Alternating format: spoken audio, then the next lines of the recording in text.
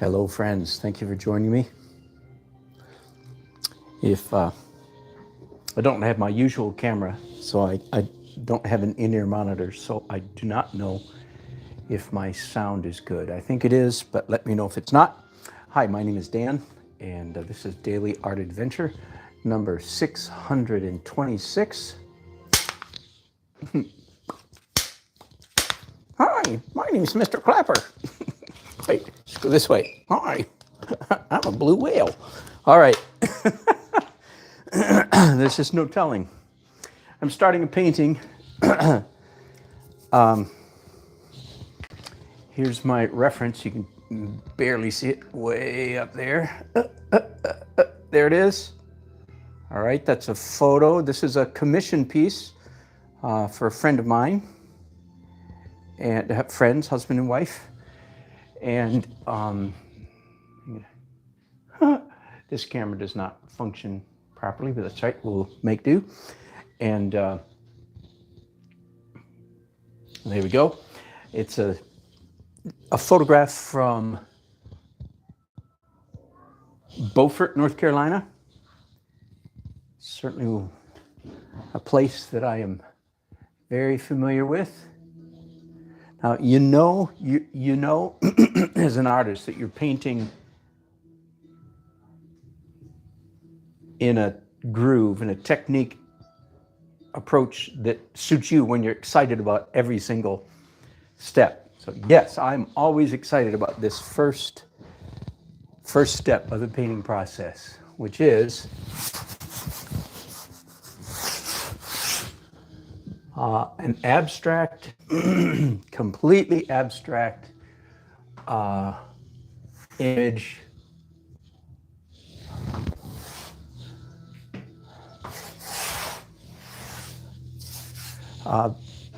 unrelated to the subject matter, except in an anti-manner, in a counter manner.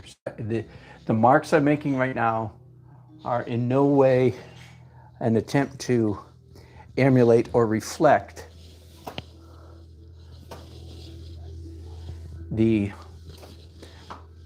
subject matter that I'm painting. Quite the contrary, I'm intentionally trying to make marks that are in fact counter to the subject that I'm painting. You regulars, you hear me say that every time, so that's just for any newcomers that might have accidentally stumbled down our rabbit hole.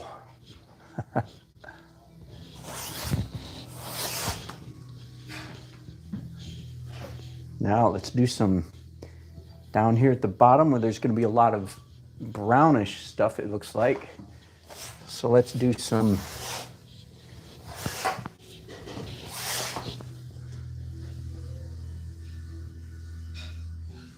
greenish stuff and just a little bit of blue. Now, one of my goal in this abstract phase is in fact to create an attractive image, an attractive abstract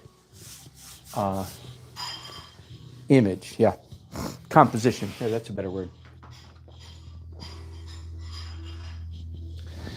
And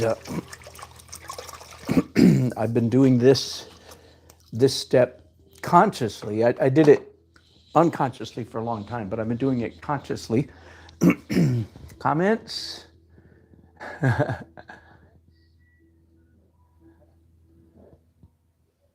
Abnormal dark serpent. That's a new year. I knew. Welcome on board, and you got a good question. Hey Dan, I just purchased oil paints and is the only paper I can paint with that is on canvas. Yeah, no, you can do oils on paper, but you need to gesso the paper first. Okay, the oil paint, the acid in the oil paint will eventually eat the paper. So yes, you can do oil paints on paper. And this right now, what I'm using, very good question. What I'm using right now is acrylic. And right at the moment here, now in my hand,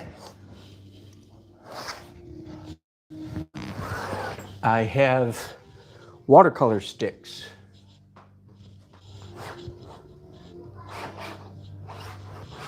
They're particularly fun when you paint in watercolor sticks, when you paint on the part of the canvas that is wet, of course. In addition to that, I have some water-soluble pastels. I'm not sure what it is that would make some watercolor. I'm not sure what it is that would make some pastels water-soluble. I would think any, but anyway, be that as it may. Charvan, my friends, Bruno and Laurence, over in France, have created this new product, and I like their products generally, and I trust them quite a bit. So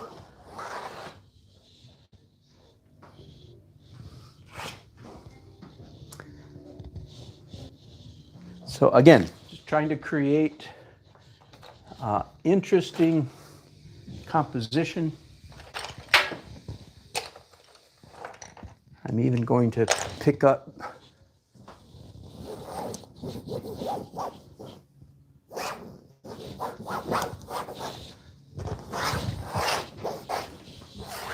some black pencils.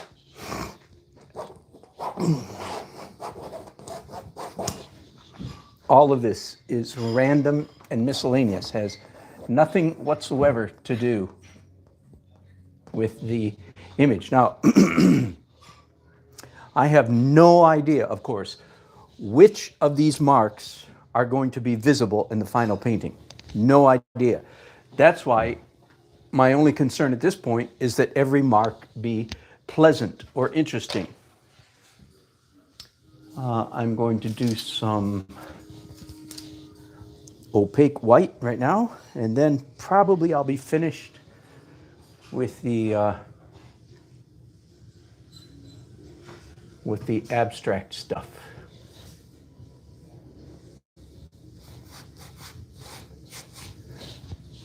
It would be fair to say that I've gotten, generally speaking, more sophisticated or thoughtful or intentional, any of those words would be appropriate, with my abstract. I used to just throw stuff down very quickly, only transparent color, and that was it. Now, as you can see, I do transparent color plus pencils and watercolor sticks and white. The white is the biggest recent development, and I have discovered that what I'm doing right now in white acrylics, this has the biggest impact on the finished painting, because I'm creating a different texture here wherever I put this white stuff, and that texture shows through even if it's all covered up by opaque color. So the marks that I'm putting down right now in white acrylic have some of the greatest impact on the finished painting. So again, it's all that I have to do right now is just make sure that my marks are bold, confident, happy.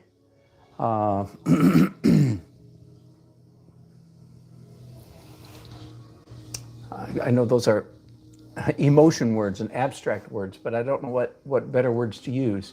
These marks have to be pleasant marks, and pleasant marks are made by pleasant movements. So some movements that are not pleasant are movements that are done insecurely, with hesitation, with uncertainty, with confusion. You can imagine marks rendered in that way, generally speaking, are not pleasant marks. So all I have to make sure when I'm doing this is that my hands are moving. By the way, that does not mean I have to be in a good mood to paint. I don't want to give that impression. Some of the best paintings I've ever done were paintings where when I started out, I just was not in the mood to paint at all, honestly, but it was my job. It is my job. That goes along sort of like with people when they come up to me on the street and say, "What's your inspiration for this painting?" You've heard me perhaps. I have one answer. The answer is my mortgage. That's my inspiration for this painting. That is a word that I have very little truck. Use an old-fashioned term. I have little truck with that term. I do not paint because I'm inspired. I paint because I'm intelligent. How's that for arrogant? David, if you're listening, don't accuse me of being humble. You know what I'm talking about.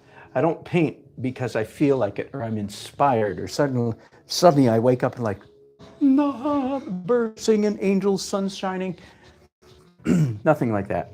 I paint because it's my job and because I'm good at it. And of course I enjoy it most of the time. But I don't sit around and wait for inspiration to strike.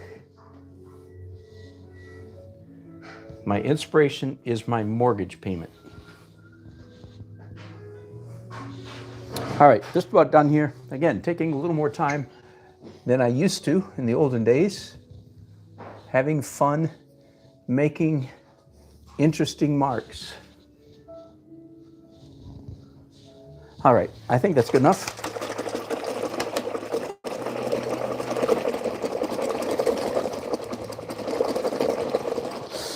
Pardon me while I rinse up my brushes vigorously.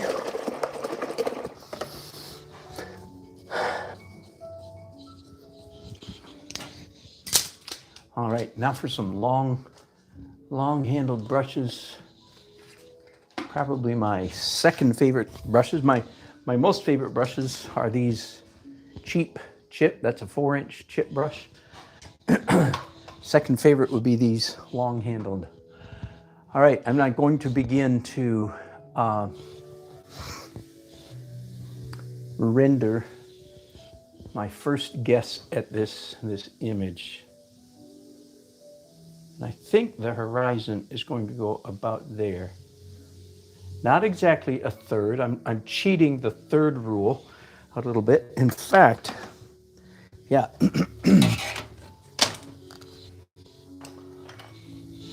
Actually, I have a T-square. Instead of guessing, why don't you just go ahead and, especially if you're painting water. It's hard to say water with a brush in your mouth.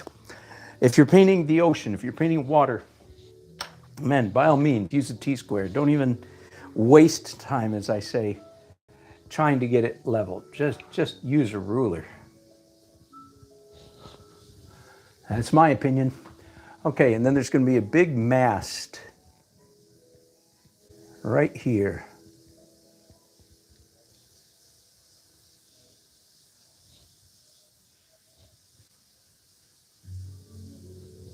And a secondary big mast right about here. So if it seems to you like these two lines fall pretty close to the thirds, then you're paying attention. Way to go. And there's another mast here.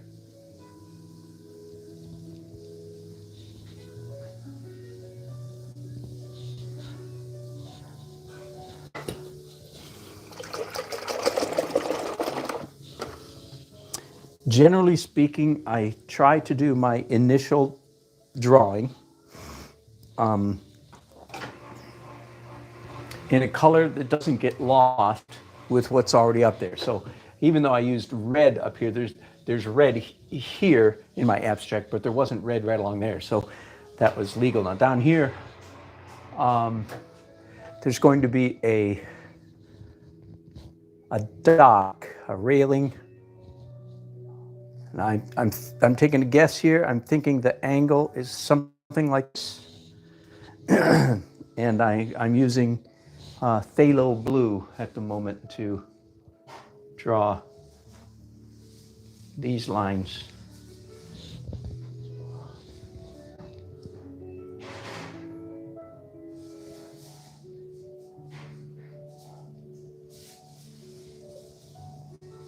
Again, this photograph, I didn't take this photograph, my client did.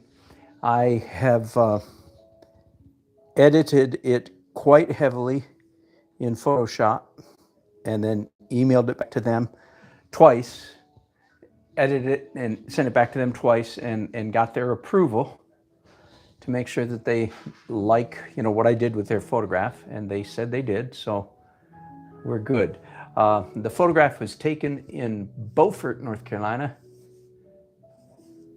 which is one of my favorite places to paint.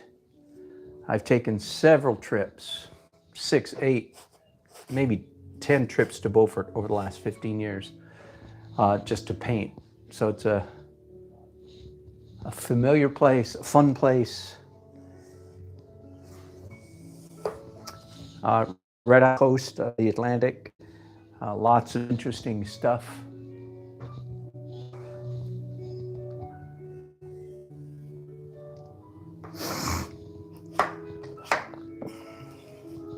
Now you understand, don't you? I'm sorry, let me see if I can back you up a little bit so you can see the whole painting.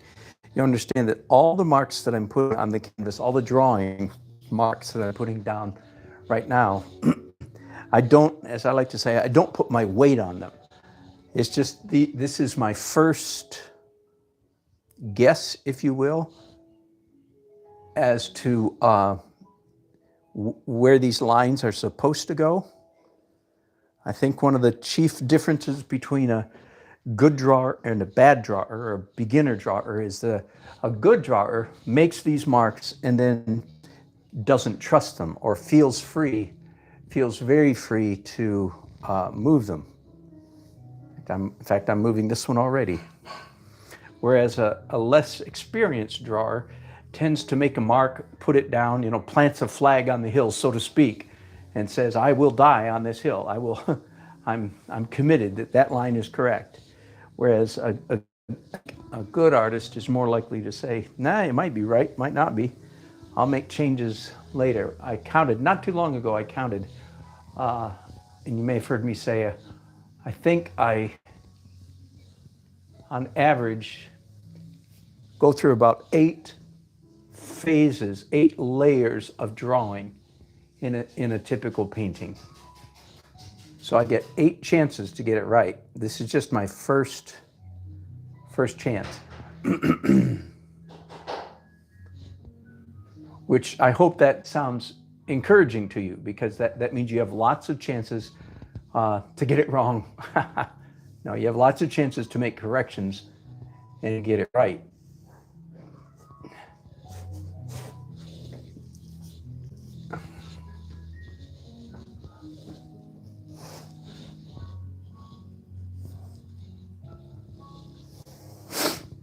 And again, I've already determined that line right there is wrong.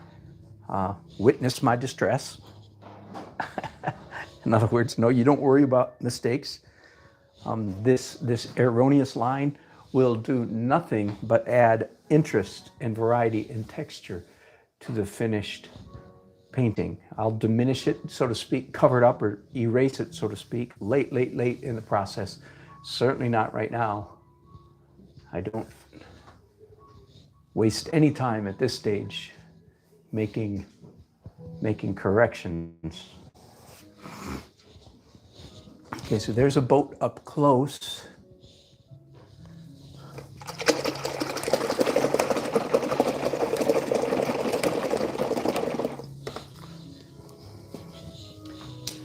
Switch to a smaller brush here. Yep. All right, now I'm going to continue to draw. Just draw.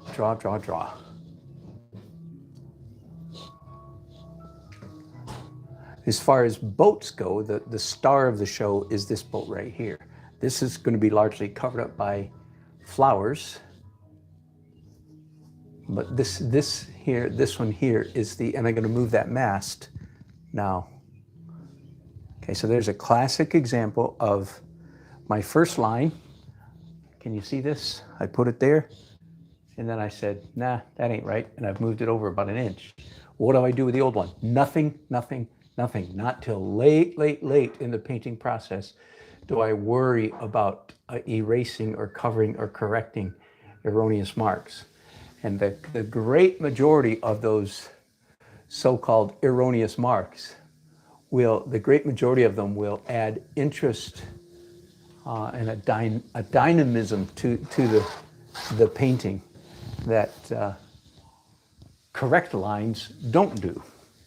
In other words, you have to have a good idea to have some wrong, erroneous marks in your underpainting, underdrawing. They add a lot of interest.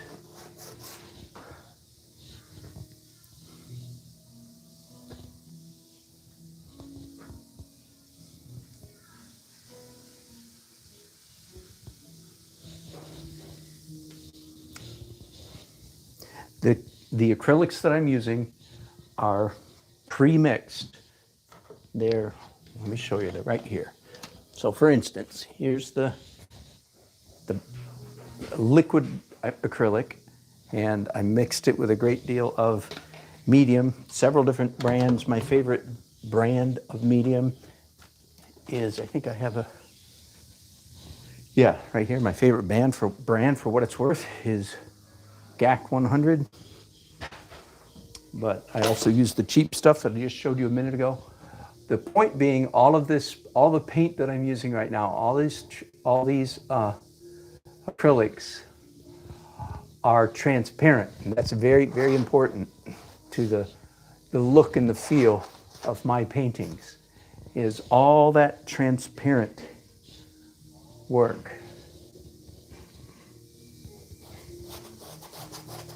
It would not be the same at all if the stuff that I'm putting down right now, if it was opaque. It would not have the same feeling at all. So again, if you had to use one word to describe Dan Nelson's style of painting, if you were limited to just one word, that one word would be transparent. Okay? There's a lot of other things you could say about my artwork, but that would have to, as a painter, that would have to be the one word that if you only had one, that would be it, transparent. Layers and layers and layers of transparent color. I'm not trying to be different, I just turned out that way.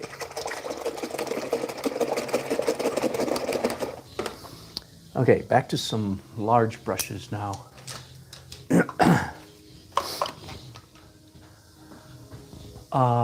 Yeah, sure. I'm going to do actually some local color now.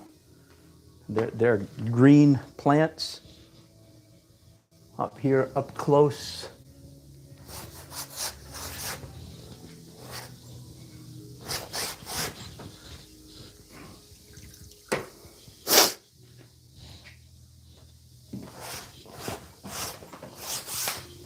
Now, if you're still watching, let me give you some instruction.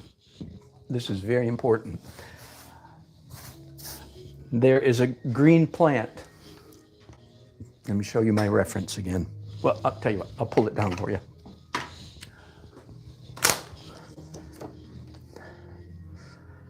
There's my reference, okay? Oh, now I can't. I'll have to put it back up later because I can't reach it.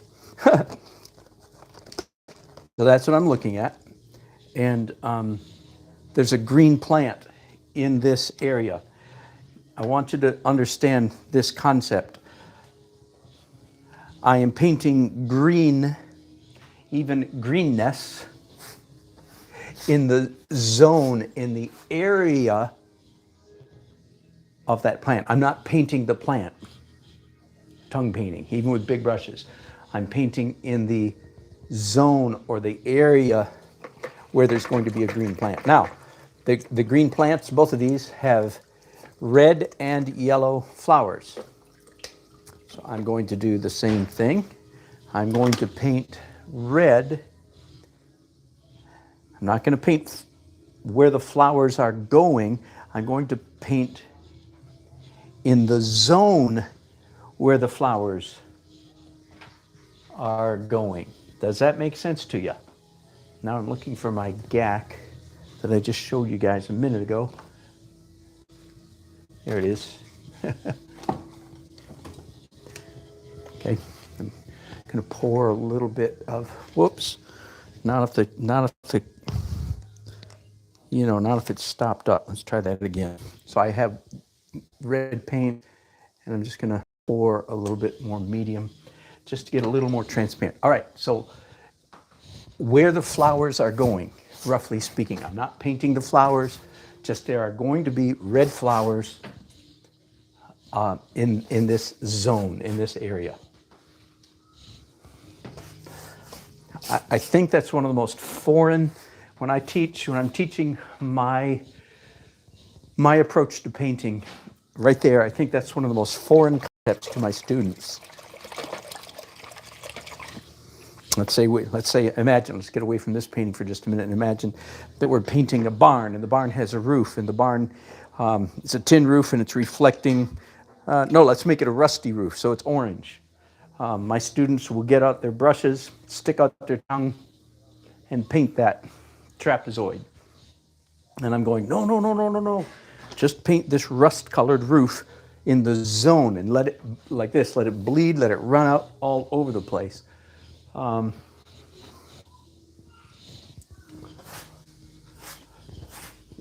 Is anybody out there saying why? That would be a good question right about now. There are a whole bunch of reasons why. The most obvious is most of you all, the great majority of you, would say to me, I'm too tight, I'd like to get loose. Well, I'm modeling for you how to get loose. Okay, so that's one obvious reason for doing what I've just modeled for you.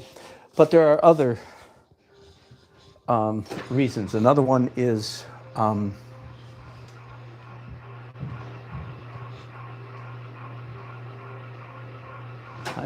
I can't, with this camera, my other camera is I'm being reimbursed for my other camera that broke, my Mevo. With this camera, I can't pause and then restart the broadcast. As soon as I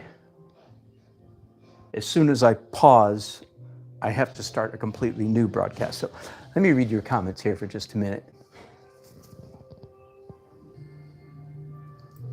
This is a commission, Barbara. Thanks for asking. Is the autofocus doing something weird? KJ, thank you for that very nice compliment. Here's what I can do. What I would like to do would be glaze blue on top of this, but I can't do that till this dries. Let me pause here and give you, when you're painting in layers of transparent color, okay? Layers of transparent color. You have to wait for one layer to dry before you put the next one, or you don't get layers. You just get, for instance, if you put down a layer of transparent blue and it's still wet, you put down a layer of transparent red, you're going to get one glaze of purple. Does that make sense? That's not how I like to paint. I like to paint the blue glaze, in this, say for instance, let it dry, then paint red. And you still get a kind of purple, but it's a very different purple from what you get if you just mix the two wet colors. So focusing in and out, man. Well, maybe it's because I'm standing too close to you. So I can't do what I want to do. So here's what I'm going to do. I'm going to jump ahead and do some opaque white because I can paint opaque into this wet paint and achieve a pleasant feel. My white paint will indeed pick up what's there and smear it around. And as long as I don't smear it too much, and thereby just creating a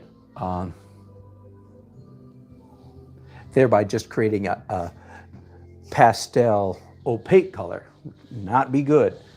My middle name is transparent, not opaque pastel, right? So I can paint wet and wet, and then I'm going to have to end this broadcast because there's essentially nothing left for me to do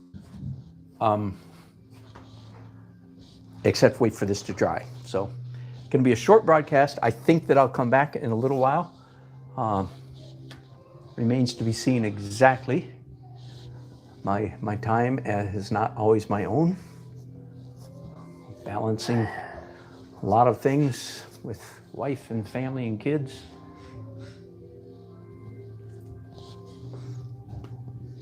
Oh, I started to tell you why, besides painting loose, why is it a good idea for red flowers just to paint in the zone? Well, there's this rule, my rule, but it's a good one, that the human eye enjoys. We enjoy seeing little bits of the object that have bled into the background and little bits of the background bleeding into the object. So in this case, the red flowers are the object, the blue sky behind them is the background. We like to see red that has escaped from the flowers into the blue sky. So painting in zones rather than inside lines is one way to accomplish that universal objective, that universal pleasantness. Everybody, all human beings, like to see little bits of the object that is spilled into the background and little bits of the background that is spilled into the object. Make sense? So when you paint in zones, that happens automatically. All right, there's really nothing I can do now, especially now this white is here. If I were to do a glaze on top of this wet white, it would instantly turn into an opaque pastel color, and that is not good at all. Okay, a couple comments, and we'll end this. Yes, acrylics, Uncle 60, acrylics first.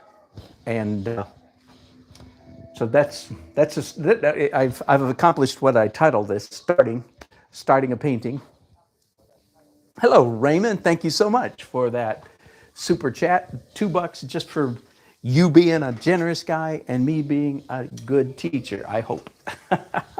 Appreciate that very much. Thank you, guys. So Raymond is showing you how to do it. If you like what I do and if you'd like to give just a little contribution, you can do it the way. So sorry I have to end this because there's not much I can do. So I hope to be back in a little while, unless my wife gets home and tells me otherwise.